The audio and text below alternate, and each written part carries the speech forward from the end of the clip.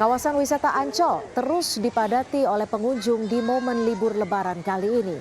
Hingga siang tadi tercatat lebih dari 50.000 orang yang berlibur di Ancol. Hampir di semua titik dan juga wahana permainan yang ada di Ancol ramai pengunjung. Sore ini diperkirakan 100 ribuan wisatawan memadati pantai Ancol.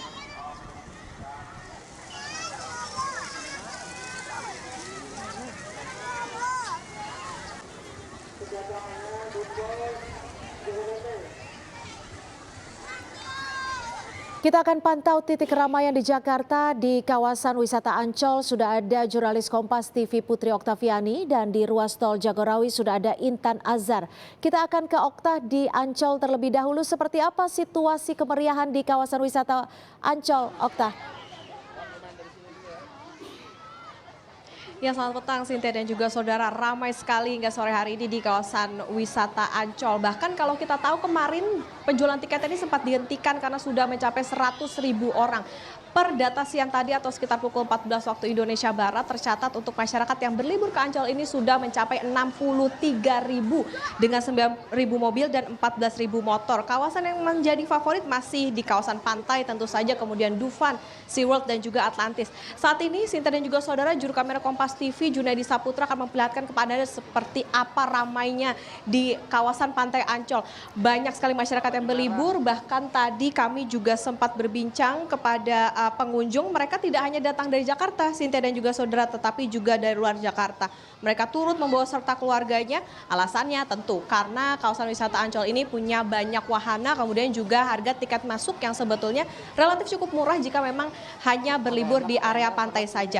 Rp25.000 per orang, kemudian untuk tiket masuk per mobilnya ini hanya Rp25.000 juga, lalu untuk per unit motor ini Rp15.000. Untuk mengantisipasi Sinta dan juga saudara padatnya kawasan di area pantai ini, memang dari pihak Ancol memberlakukan sistem parkir sentral dari tanggal 23 sampai 25 April atau hanya di sekitar satu area, tepatnya di dekat Eco Park. Jadi nanti masyarakat bisa berjalan kaki atau memanfaatkan bus warawiri ataupun juga kereta wisata yang disediakan untuk menuju ke tempat wisata yang mereka tuju. Disediakan ada 60 bus warawiri dan juga 2 rangkaian kereta. Dan selama Idul Fitri ini juga tidak heran kenapa Ancol ini ramai, Sintia, karena memang dari pengelola ini menyediakan adanya fasilitas hiburan, begitu adanya panggung hiburan yang tentu bisa dimanfaatkan oleh masyarakat untuk mengisi waktu luang selain mereka bermain di pantai maupun juga di kawasan-kawasan wisata yang lainnya seperti di area Dufan dan lain-lain.